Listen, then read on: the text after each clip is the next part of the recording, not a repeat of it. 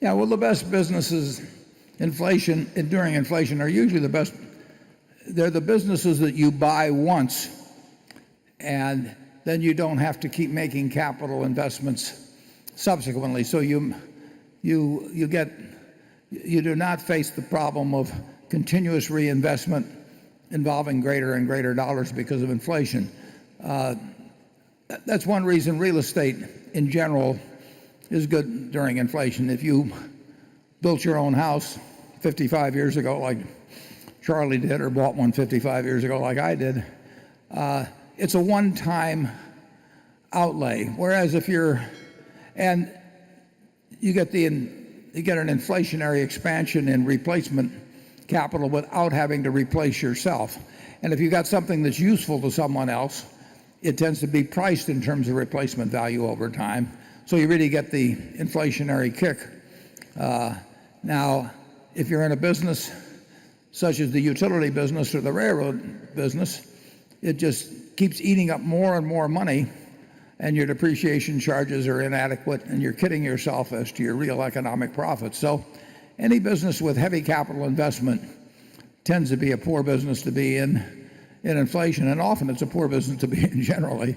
And the business where you buy something once, a brand is a wonderful thing to own during inflation. See's Candy built their brand many years ago. Now we've had to nourish it as we've gone along, but the value of that brand increases during inflation, just as the value of really any strongly branded goods. Gillette bought the entire radio rights to the World Series in 1939. And as I remember, it cost them $100,000, and for that they got to broadcast the Yankees, I think, versus the Reds in 1939.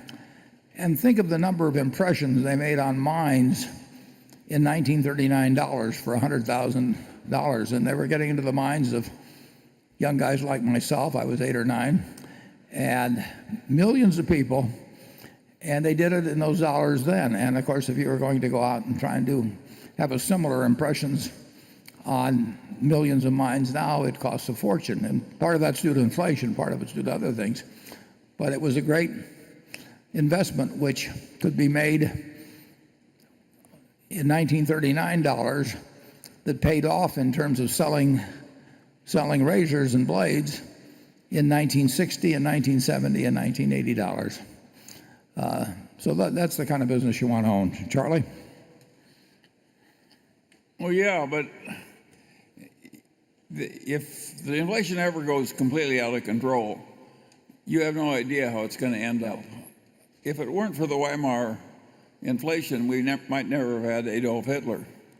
It was the twosome of the great German inflation followed by the Great Depression that brought us Hitler. And think of the price that the world paid for that one.